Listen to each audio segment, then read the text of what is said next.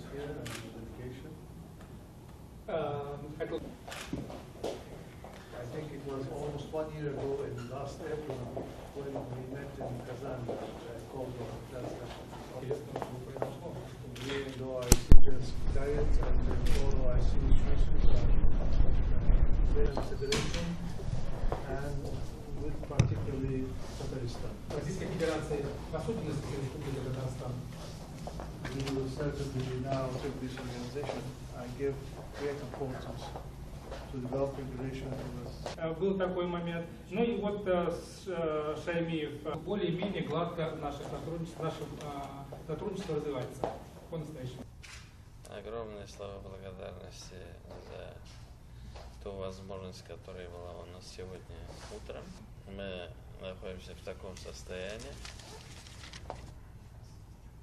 Наверное, душевное спокойствие очень важно для каждого человека.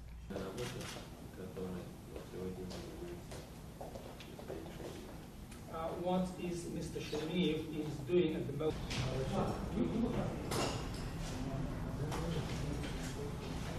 I see. And I would like to make, as for the other issues which we have discussed in the office, the issue of halal food, I think is progress. Standards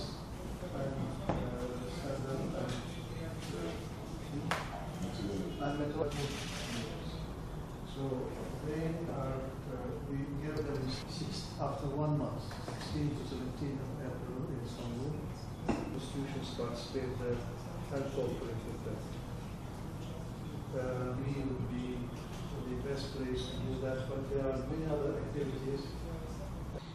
Вы обозначили сотрудничество в области агропромышленного комплекса, в области обеспечения продуктами питания.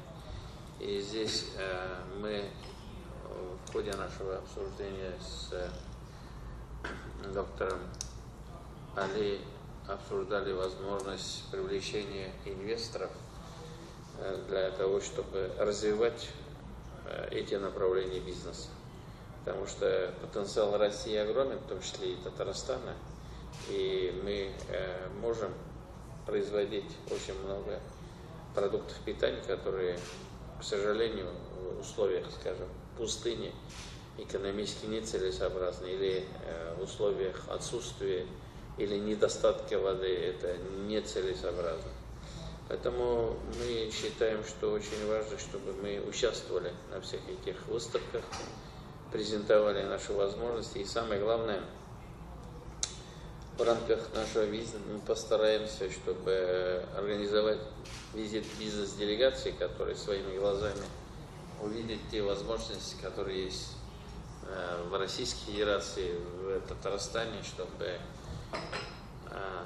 эти направления, они требуют серьезного инвестиционного подхода. Без стартовых инвестиций решить эту задачу невозможно. Но вопрос продовольственного обеспечения, тем более качественного продовольствия, оно будет с каждым годом острее и острее.